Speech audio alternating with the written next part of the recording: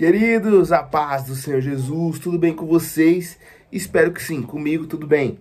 Meu nome é Matheus Soares e eu faço parte do quadro de professores do canal Bíblia para o Cotidiano. Queridos, estamos encerrando aí mais um trimestre, chegando ao fim de mais um trimestre. E nesse trimestre, na revista Viver Mais Adolescentes, que é ali entre os 15 e 17 anos, ali na transição do adolescente para jovem, para um jovem adulto, né? Para um recém-adulto, se a gente pode dizer dessa forma, nós estamos aprendendo, né, sobre o livro de Gênesis. Nós estamos aprendendo ali, dando início ao livro de Gênesis, a Bíblia, né, em si como um todo, até porque nessa revista nós estamos destrinchando todo o livro de Gênesis. Nós já falamos sobre a criação, sobre Adão e Eva, sobre o pecado, sobre Caim e Abel. E no último versículo nós falamos sobre Abraão, pai da fé, o pai de todos nós, enfim,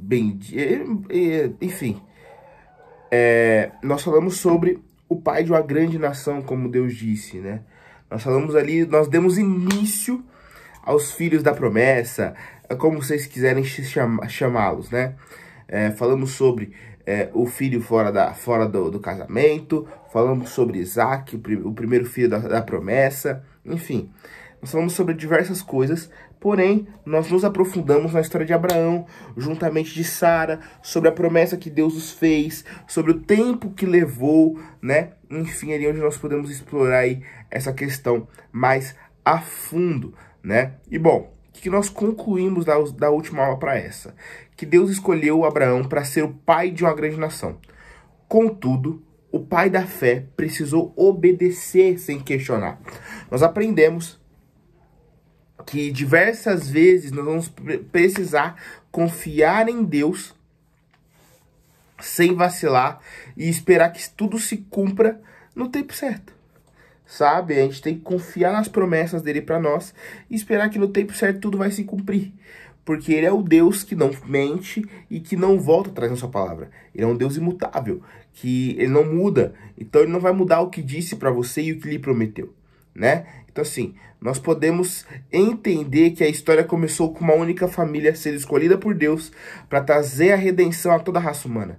Tem noção do peso disso? Do peso que a família de Abraão carrega? Pois é. Então você já pode entender o nível aqui das coisas, da onde a gente está adentrando aqui ao falar aí dos filhos da promessa, né? E bom, nós podemos entender que sobre nós há uma bênção que, para que ela seja plena, para que nós possamos realmente viver dela, depende de nós aceitarmos Jesus. Mas aceitarmos verdadeiramente, entendendo que nós somos dependentes dele, entendendo que a voz dele é ativa dentro de nós e, principalmente, entendendo quem nós somos nele e, outra vez também, tendo obediência a ele, que é quem governa nossas vidas. Então, assim, é a única forma de a gente ter a vida eterna, né? Nós podemos aprender dessa forma, aprendemos muito na última aula, e nessa aula não será diferente. Iremos aprender demais, será um momento de muita bênção, e como nós falamos de Abraão na última aula, nós iremos falar de Isaac nessa aula. Aula de número 11, Isaac, o filho da promessa, é o nome da aula, né? Onde nós podemos ver aí a base bíblica sendo ali em Gênesis 24, do 1 ao 67, do 1 ao 67, aí, né, bastante versículos aí para nós estarmos lendo, nos aprofundando na história, entendendo melhor, né, o que Deus deseja de nós e afins. E o versículo-chave dessa lição se encontra, né, em Gênesis 25, 11, dizendo: depois da morte de Abraão, Deus abençoou Isaac, seu filho. E aí, qual que é o objetivo dessa lição, né?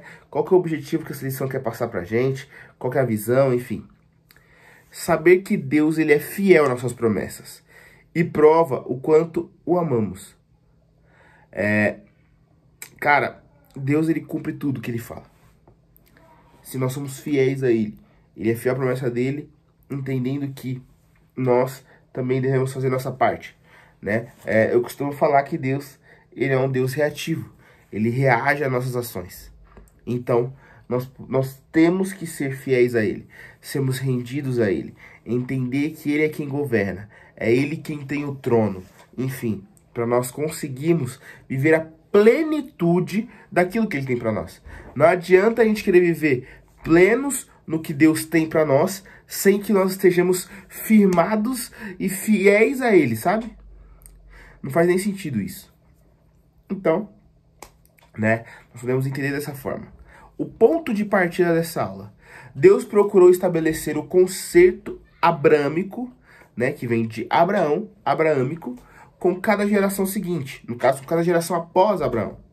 Em outras palavras, não bastava para Isaac ser filho do pai da fé, ser filho de Abraão, né? Ele precisava crer nas promessas de Deus, crer no Deus das promessas, né? Como fizeram Abraão. E durante 20 anos, Isaac e Rebeca não tiveram filhos. Rebeca, esposa de Isaac. Somente quando Isaac orou insistentemente por essa causa, Rebeca acabou concebendo, né? Ela acabou tendo filho ali, um filho de Isaac. Tal fato nos mostra que o cumprimento do concerto acontece pela ação da graça de Deus e em resposta à oração e à busca de intimidade com ele. Se você nos acompanha desde a primeira aula, eu venho sempre falando sobre isso. O projeto de Deus, ao criar um homem, é para se relacionar com ele. A ideia de Deus, ao criar o homem, foi se relacionar com aquele ser, né? Foi gerar relacionamento. Deus nos criou para termos relacionamento com ele, para termos intimidade com ele. Como é que é gerada intimidade? Vamos supor, como é que é gerada intimidade entre amigos? É na conversa, né? É na proximidade, é no passar tempo, enfim. Então, assim, gerar intimidade com Deus é a mesma coisa. É o passar tempo em oração, passar tempo falando com o Senhor, passar tempo buscando as coisas do Senhor, se interessando pelos interesses do Senhor para nossas vidas. Que aí sim nós teremos intimidade com ele. E aí entenderemos a visão dele. Porque assim, Deus ele revela a sua visão a quem está perto dele. Caso contrário, não vai. Não vai. Então nós podemos entender que quando se busca, quando está perto, quando busca a intimidade, que é o que nos gera amigos, que nos faz sermos próximos de Deus, aí as coisas mudam. Aí as coisas tomam o seu rumo, né? Nós podemos e devemos entender isso dessa forma. Além disso, para receber as bênçãos do concerto, Isaac manteve-se em obediência aos mandamentos do Senhor. As suas plantações e os seus rebanhos cresciam. Por quê? Porque o Senhor abençoava cada vez mais. O que a gente pode aprender com isso, gente?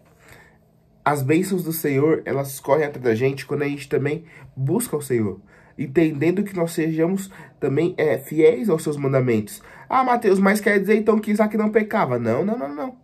Isaac pecava sim, porém, entendendo também, buscando a santidade, buscando ser... Perdão, gente. Buscando ser fiel a tudo que Deus passou para eles. Aí sim, Deus se mostrando ser um Deus abençoador. Por quê? Porque Isaac buscava ter relacionamento.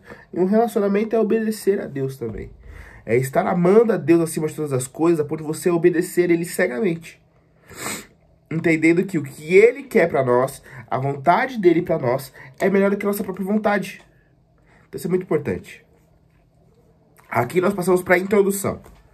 Na lição anterior, nós tomamos conhecimento de que o Senhor, o Deus de Israel, fez uma aliança com Abraão, que teve 2 filhos, Ismael e Isaac.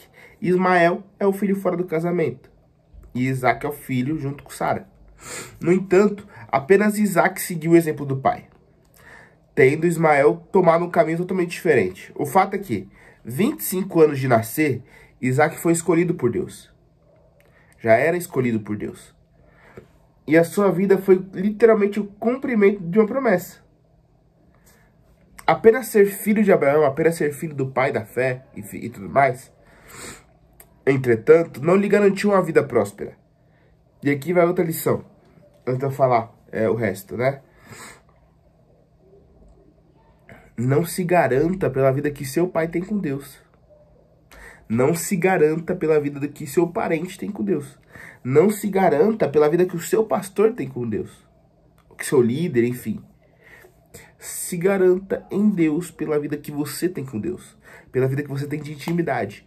Para Isaac, para que Deus cumprisse as promessas na vida de Isaac, não era somente, eu sou filho de Abraão, tá feito. Não, Isaac tinha que ser fiel ao Deus da promessa. Isaac tinha que conhecer ao Deus da promessa.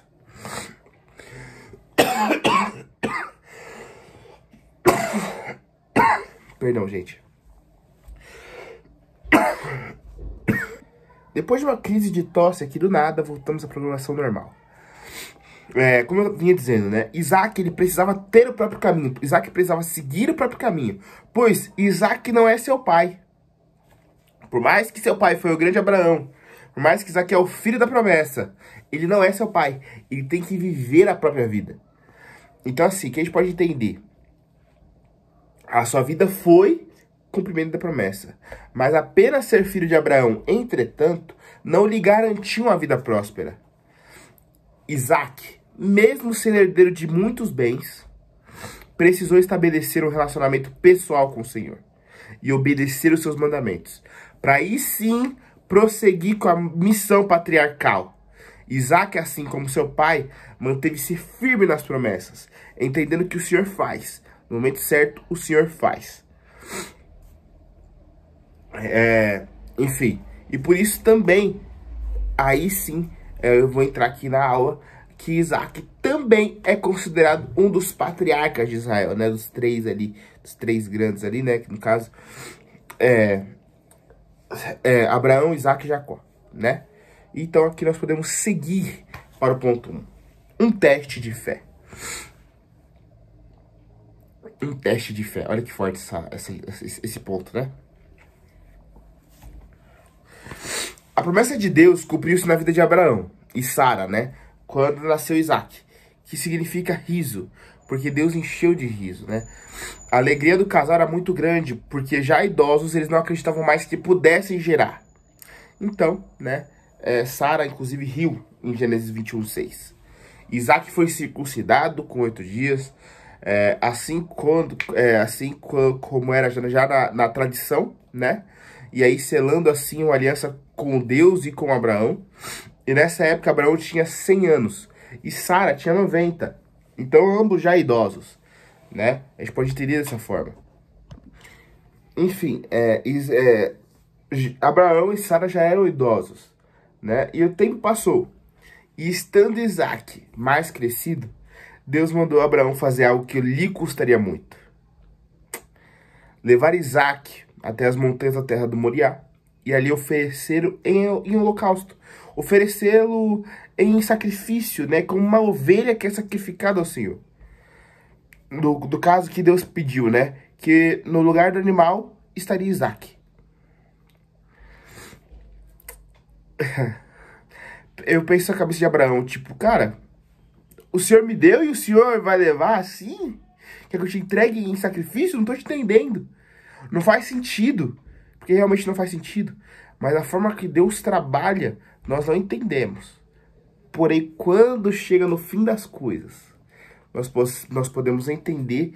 E aí sim, ficarmos felizes nele. Então assim, embora a atitude mais comum de um pai fosse pleitear com Deus, tentar barganhar com Deus, Abraão, com total confiança e fé, pegou seu filho e seguiu com mais 2 servos para as montanhas, levando a lenha para o holocausto. Eles andaram por 3 dias até chegar no local, né? Abraão deixou os servos para trás e seguiu apenas com seu filho Isaac. A lenha, o fogo e o cutelo para sacrifício. Pensa Isaac, uma criança ainda, olhou para seu pai e perguntou onde estava o cordeiro que deveria ser morto naquele holocausto. Abraão respondeu: Deus proverá para si o cordeiro para o holocausto, meu filho. Como é dito em Gênesis 22:8. Já no monte, Abraão preparou a lenha, amarrou Isaac sobre ela, e quando pegou o cutelo para sacrificar o menino, o anjo do Senhor impediu com um brado forte. Assim, Deus confirmou a fé de Abraão e providenciou um cordeiro para o lugar de Isaac. Porque Deus, ele é fiel. E Deus, ele entende o coração das pessoas. Ele não olha o físico, ele não olha a feição, não, ele olha o coração. Deus, ele é fiel e honra a nossa fé. Abraão creu e disse a Isaac que Deus providenciaria um cordeiro. Logo que ouviu a voz do anjo, Abraão desamarrou o filho e viu o carneiro preso em uma moita. Ele pegou o animal e ofereceu em holocausto ao Senhor. Abraão chamou aquele lugar de o Senhor proverá. O Senhor, ele nos resgata em momentos onde nós não entendemos mais o que fazer e não sabemos mais o que fazer. É dito que um salva-vidas, ele espera até o último momento, quando a pessoa que precisa ser socorrida no mar, que está se afogando, enfim, para de se debater. Quando ela fica sem forças e começa a desmaiar. Por que ele espera? Porque enquanto a pessoa está se debatendo, ela ainda tem força. E ela ainda tem ali uma chance de, inclusive, nocautear o salva-vidas.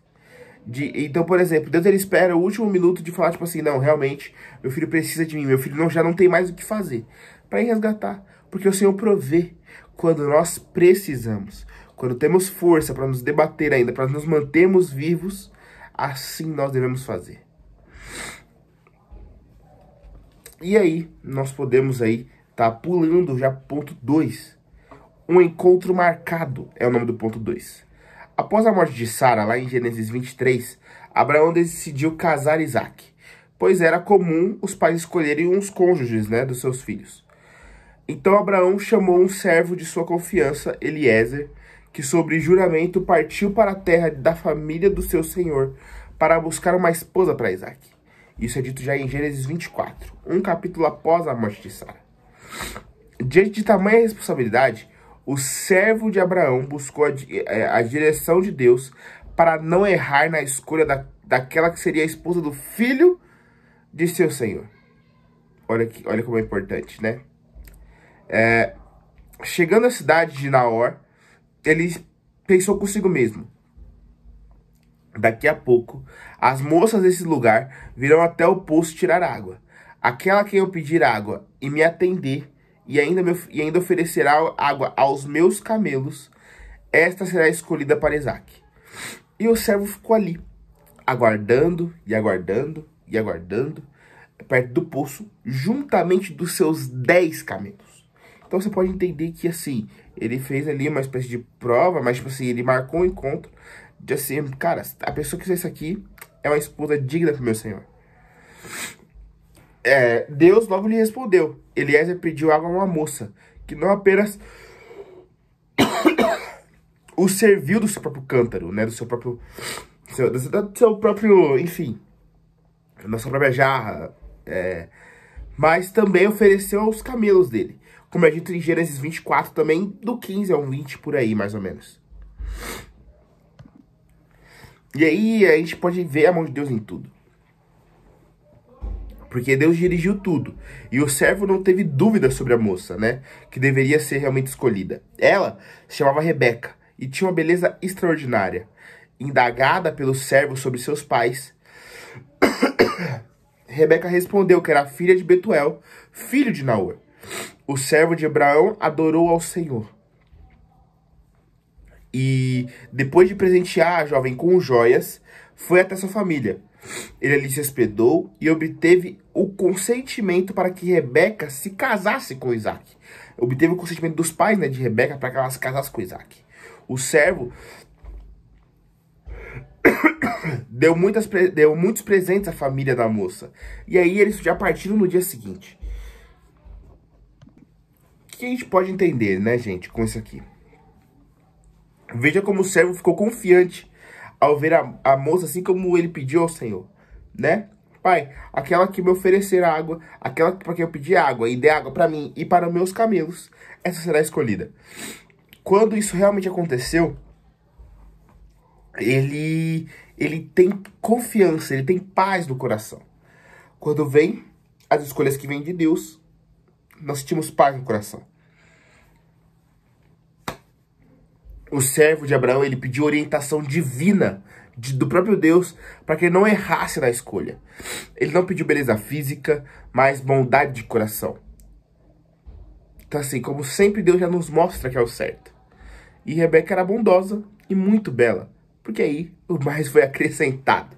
Então nós podemos entender que quando nós estamos no centro da vontade de Deus, as coisas correm da forma que deviam correr. Ponto 3. Uma linda história de amor. Certamente, Deus confirmou tudo. Em paz, Rebeca aceitou o pedido e partiu com as suas servas, seguindo Eliezer. Isaac estava orando no campo, quando avistou Rebeca vindo com o servo. E foi ao encontro deles. Quando Rebeca o viu, perguntou logo quem era aquele que se aproximava. O servo Eliezer confirmou ser Isaac, né? Falou, aquele ali é Isaac. E ela cobriu o rosto com o véu, pois esse era o costume da época. Antes mesmo de conhecer Isaac, ao aceitar partir com o servo de Abraão, Rebeca demonstrou amor pelo que ouviu sobre o seu futuro marido. Aparentemente, ela não se decepcionou com Isaac. Logo depois de ouvir o servo de seu pai, Isaac a levou para a tenda e a amou muito.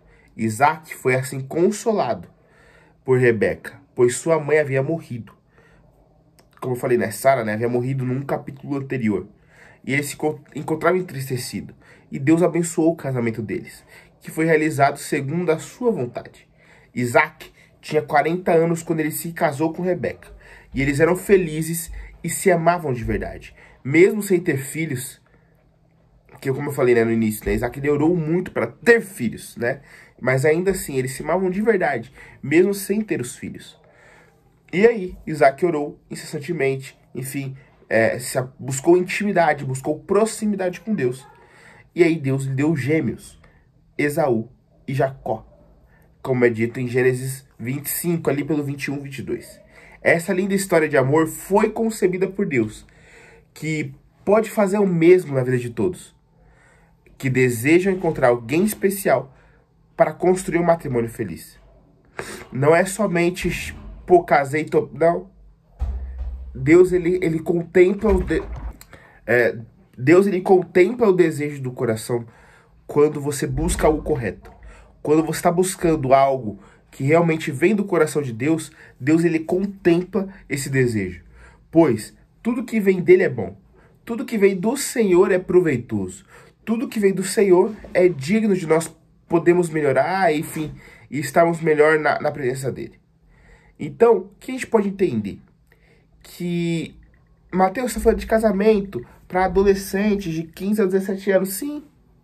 Gente, um casamento feliz, a família feliz, a família formada é projeto de Deus. A família é projeto de Deus. Ah, nós temos que pensar nisso? Tem que pensar nisso sim. Na sua carreira profissional, na sua vida espiritual futura e na sua vida em família futura.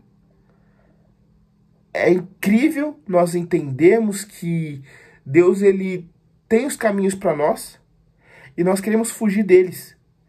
Quando nós renegamos ter uma família. Ter uma família é bênção do Senhor. É bênção do Senhor. É onde Deus quer que nós cheguemos. Então nós podemos entender isso.